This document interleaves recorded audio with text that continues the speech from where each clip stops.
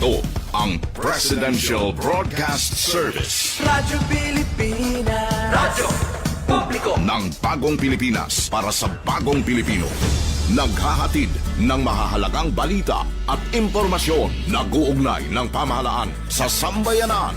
Tulay sa himpapawid ng serbisyo publiko. Radyo Pilipinas. Radyo Publiko. Ang boses ng Pangulo. Sa Iloilo, Radyo Pilipinas. 585 AM. Oras sa Radyo Pilipinas, Philippine Standard Time, alas 8:02 sa aga.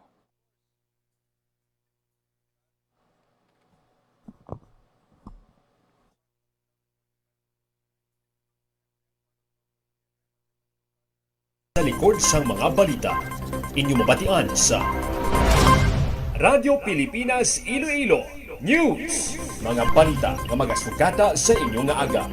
Ginbantayan, ginsunod, gintipon sang Radyo Pilipinas Iloilo News Team. Gikan sa hulot balitaan. Diretso sa inyong palamatian. Yarian! Radyo Pilipinas Iloilo News.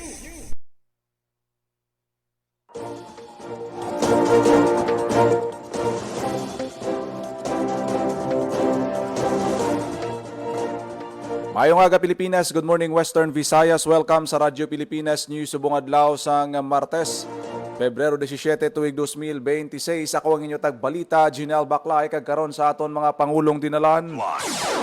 Chinese New Year celebration sa Iloilo City, formal na nga nagbukas. ICPO maga-deploy sa bastante nga personnel. Agad magbantay sa mga programa may kangtanan sa selebrasyon sang Chinese New Year. Mga nasunugan sa Benedicto Haro naglabot sa 106 ka mga pamilya suno sa DSWD.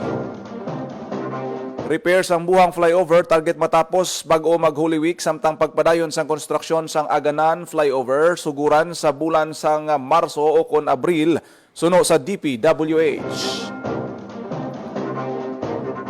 Task Force on Moral Values and Formation magapadayon sa pagmonitor sa mga accommodation establishment sa syudad sang Iloilo. Malapnagon nga pagpamakuna kag pagtapon sa mga hinuptanan nga ido kag stray dogs ginpatigayon sang UPB campus. Bago nga Comelec Integrated Field Office inagurahan sa Pebrero 20. Anay pulis kag barangay kagawad arestado sa buy-bust operation sa Banwa sang Dingle. Numero sa mga estudyante sa Western Visayas nga nakapa-early registration naglabot na sa masobra 117,000 suno sa DepEd. Isa patay sa sunog sa barangay Balabago, Haro. Kag duha ka gatos ka magkahagugma ginkasal sa mass wedding nga ginhiwat sa Bacolod City.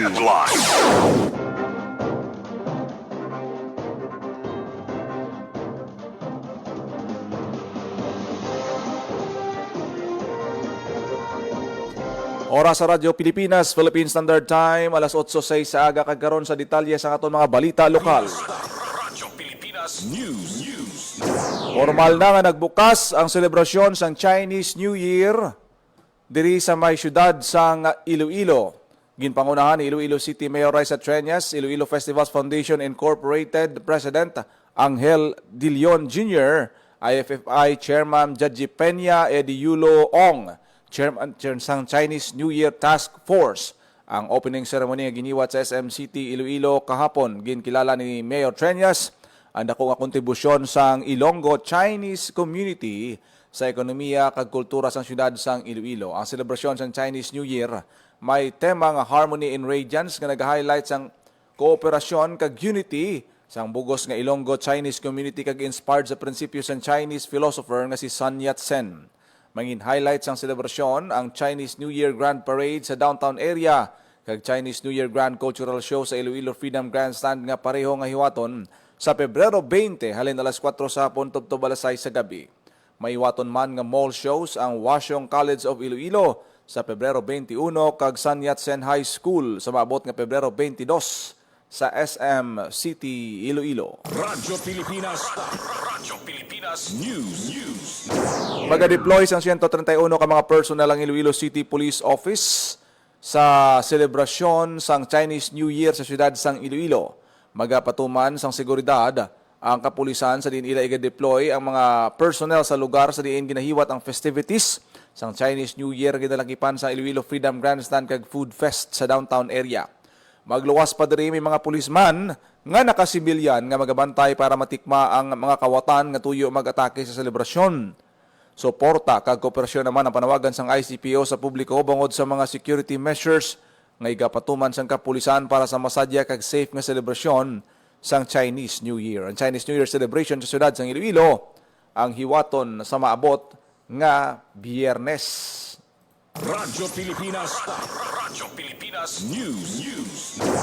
Naglabot sa 106 ka pamilya ang naapektuhan sang sunog nga nagluntad kahapon sa Barangay Benedicto Haro, Santo sa datos sang Iloilo City Social Welfare and Development.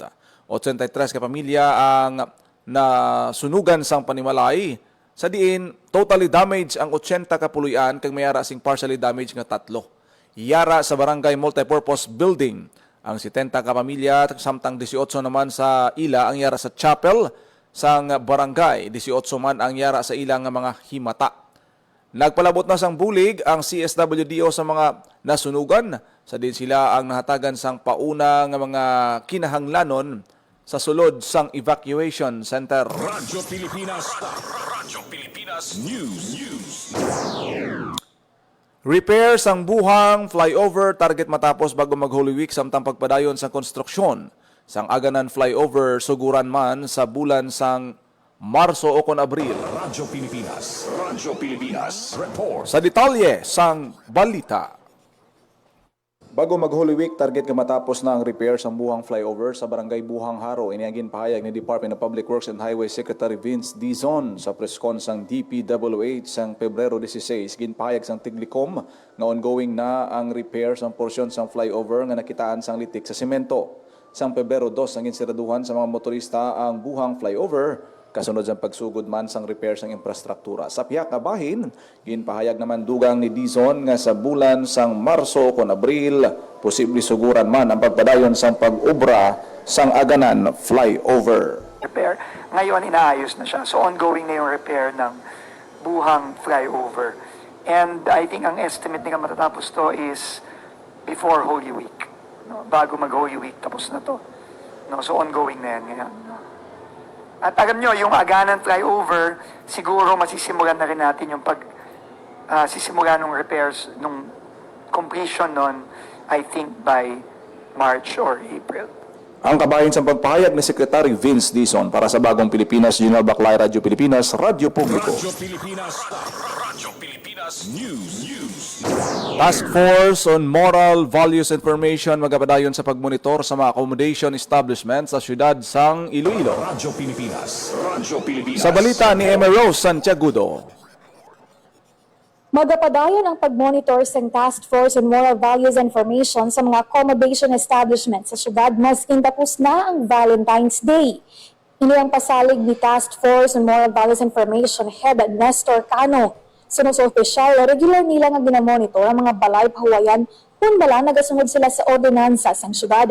Partikular ang Regulation Ordinance Number 2015-447 kung sa diin wala ginapahanugutan ng mga menor de edad nga magsulod sa mga hotel o accommodation establishments. Dugang niya, ila man gina-check ang mga health cards, business permits, kag hygiene and sanitary practices ang nasambit ng mga establishmento. Paandam ni Kanong nga ang mga-accommodation establishments nga magalapas sa ordinansa may automatic revocation sang ilang nga business permit. Penalidad nga hindi magnubo sa 5,000 pesos kag posible pa nga mapriso ang mga involvado nga individual. Sa datos ng task force, compliant ang may 24 ka ginabantayan nga establishments sa syudad kadungan sa selebrasyon sang Valentine's Day. Magluwas sa paglibot sa mga balay pahuwayan, nagapadulong man ang task force sa mga eskwelahan agod ipahanumdum sa mga estudyante kag ilang nga ginikanan nga mangin responsable kag unahon ng ilang nga pagtuon imbes nga magpadulong sa nasambit nga mga establishmento. Ang ato nga trabaho, sa matuod, regular na ato nga trabaho, routine. It just so happen nga mangod nga espesyal nga okasyon ang 14 red letter day sa aton mga magkakagugma. Hapon, halimpas ang 12. heightened kag intensified ang among kumpanya sa upod naton ng mga stakeholders. That's why even ang mga taxi drivers, mga operators at owners, pagkatapos mismo sa fiesta sa araw, inubos kita naton libot sa mga dagko ng mga fleet na subataghin ang ilang mga units. Naging istorya naton kag ang mga tumapang pasalamatan. Naghataglas kasi ilang fokus sa kooperasyon, yung tipo ng ilang mga drivers, again, wartingan man, again ang balan, why lang pinordidad para hindi man malamita ang aton nga mga fleet na nagdadala kita sa mga minoridad kaya ara na may ordinansa na nagabawal na makapatukling sila sa sining mga dog. Ang kabahin sang pagpahayag ni Nestor Canong, head ng Task Force on Moral Values and Formation.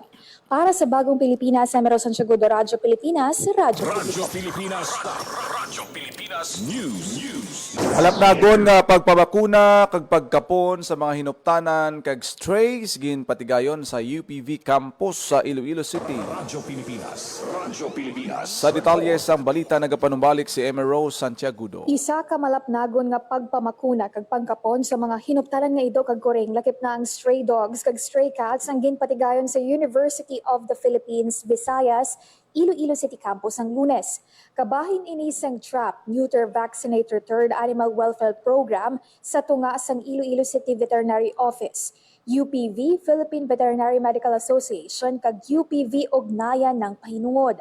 Suno kay City Veterinarian Dr. Fernando J. Apolencia, kapin 200 ka mga ido kag kuring ang target nila nga mabakunahan kag makapon sa isa ka adlaw nga aktibidad.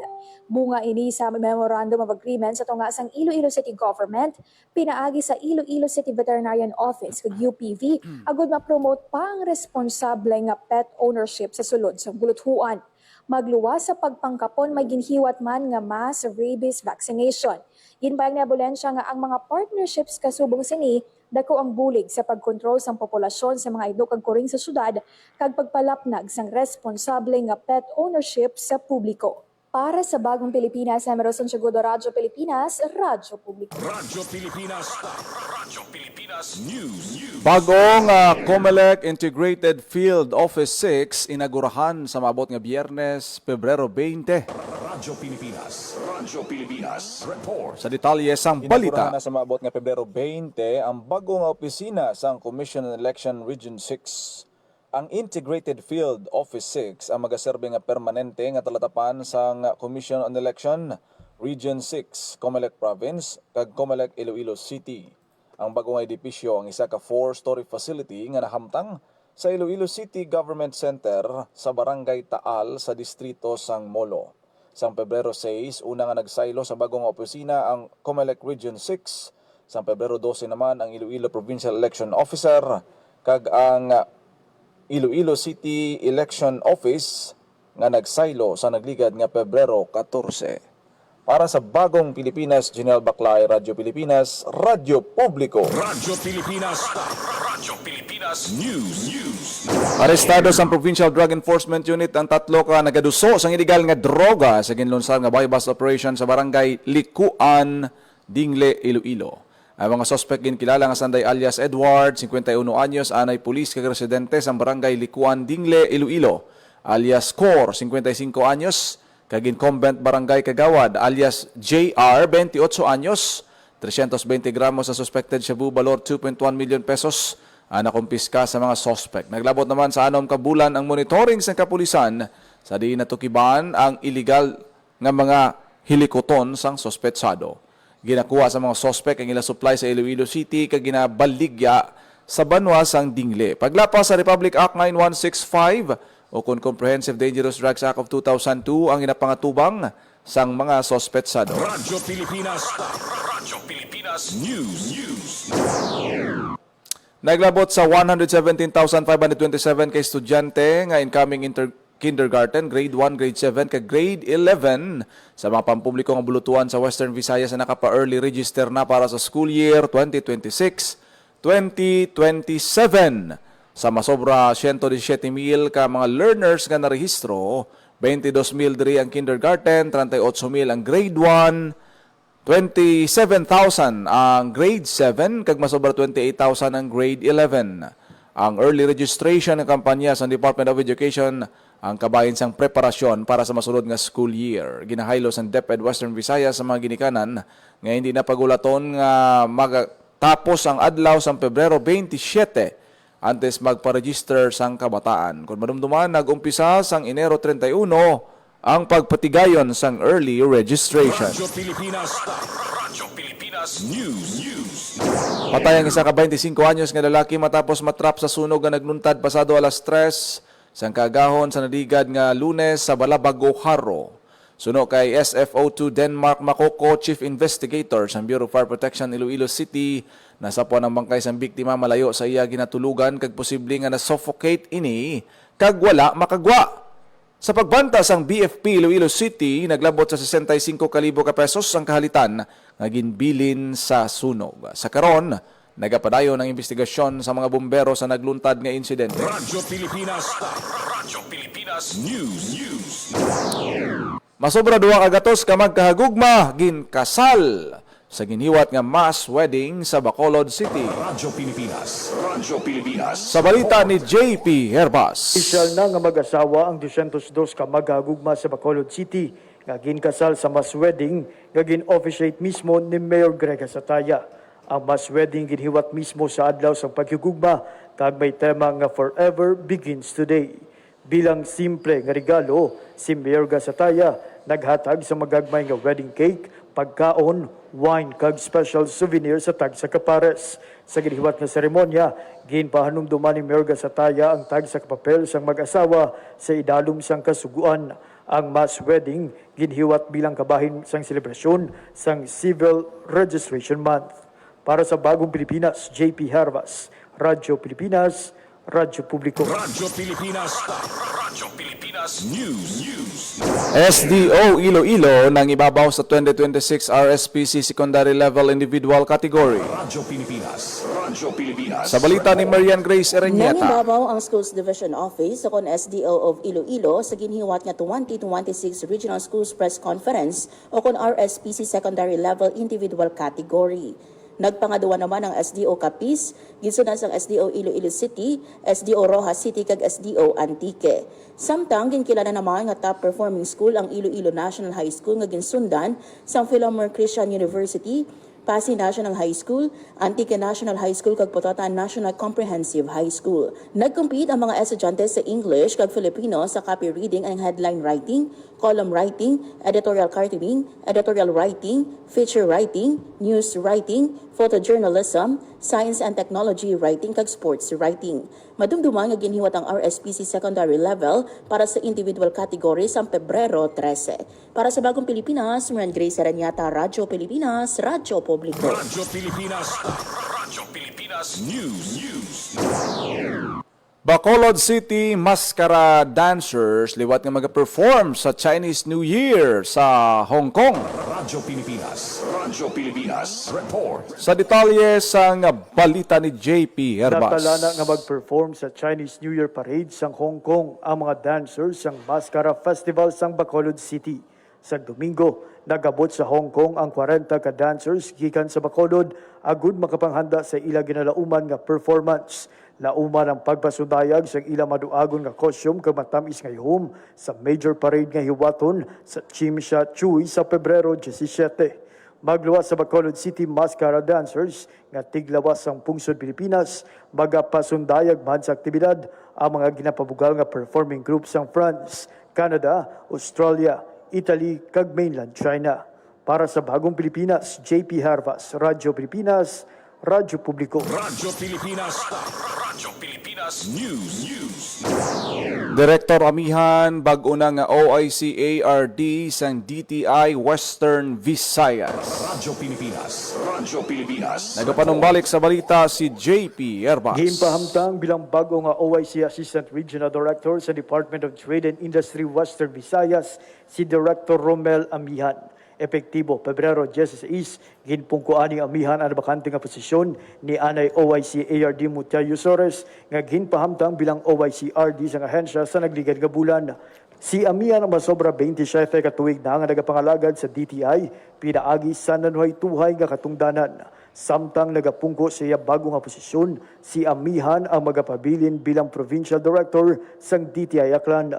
Nagserbe man siya sadto nga OIC Provincial Director sang DTI Negros Occidental kag sang DTI Guimaras. Sa iya naging pagpamuno, ginduso ni amihan ano na ituhay nga programa para pabaskugon ang malukal nga negosyante sa iya nasakupan. Ini nga mga paghimakas ang ginaluman nga iya pagadalon sa iya pagpangalagad sa bugos nga Western Visayas. Para sa Bagong Pilipinas, JP Harvas, Radyo Pilipinas, Radyo Publiko. Radyo Pilipinas. Radyo Pilipinas News.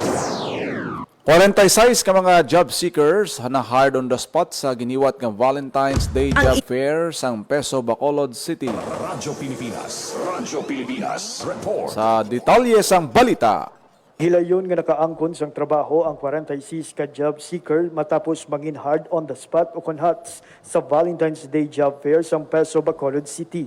Ini ang mas mataas kung ipaanggid sa 30 ka hats nga nabalhag sa nagdigan nga tuig. Dugang pa sa Bacolod City Government, may 3,653 ka aplikante ang nagparehistro sa aktibidad sa mga tuig kag 2,895 sa ila ang nakwalify. Nagpasalamat naman ang City Government sa dako nga turnout sang subong nga job fair nga halos doble kung ipaanggid sa 1934 sang nagligad nga tuig. Para sa Bagong Pilipinas, JP Harvas, Radyo Pilipinas, Radyo Publiko. Radyo Pilipinas. Radyo Pilipinas News. oras sa Radyo Pilipinas, Philippine Standard Time, alas 8:24 na sa aga. Radyo Pilipinas. Radyo Pilipinas. Kaginyo na batihan ang detalye sa mga nagapanguna nga balita sa pagpangalagad sang Radyo Pilipinas News subong adlaw sang Martes, Pebrero 17 tuig 2026. Sa dugang pa nga mga balita kag impormasyon, i-share kag follow lang kag like ang aton sini nga Facebook page Radyo Pilipinas Iloilo. By the way, Happy Chinese New Year sa aton sini nga mga kauturan, especially mga Chinese naton nga mga kauturan Ilonggo Chinese community diri sa may bayan sa syudad sang Iloilo. Damo sa mga activity no sa mabot yang Pebrero 20 ang Chinese New Year celebration diri sa may Iloilo City. Pero subong niya ti holiday kita. Salamat gid sa mga nag-upod sa aton siniyang FB Live sa subong aga. Salamat sa inyo sini nga pag-upod kag pagpamati diri sa aton siniyang pagpangalagad sa programa Radyo Pilipinas News. Kita ita karon sa Iloilo Morning Program. Ako nagid lamang inyo alagad ang inyo tagbalita kada aga, Jinel Baclay. Mayong aga Pilipinas. God bless Iloilo. Inyong tulay sa himpapawid ng serbisyo publiko. Ang Presidential Broadcast Service, Radyo Pilipinas, Radyo Publiko. Radyo Pilipinas. Radyo Publiko. Kinilala ng pang-international at prestigyosong Asia Pacific Broadcasting Plus Awards 2025 para sa kategorya ng Government Streaming. Ito ay dahil sa epektibo nitong pagsasanib ng mga tradisyonal na media tulad ng telebisyon, radyo at print para masabayan ang mabilis na pag-inog ng mundo ng digital at social media tungo sa mas epektibong paghahatid ng mahahalaga at napapanahong mga impormasyon sa mamamayang Pilipino.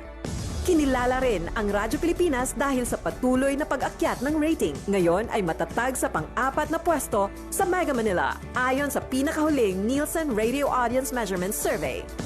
At sa social media, nakamit ang mahigit 2,000% pagtaas ng bilang ng mga sumusubaybay sa Radyo Pilipinas page sa unang bahagi ng 2025. Patunay ito na ang inyong Radyo Pilipinas Radyo Publiko ay tunay na kaagapay ng inyong pamahalaan sa paghahatid ng serbisyo sa mga mamamayang Pilipino. Mula sa aming lahat, sa ngalan ng inyong pamunuan at mga kawani ng Presidential Broadcast Service, kasama ang inyong mga himpilan ng Radyo Pilipinas sa buong kapuluan. Maraming salamat po sa inyong lahat, sa inyong pagtangkilik at pagkilala. Radyo Pilipinas. Radyo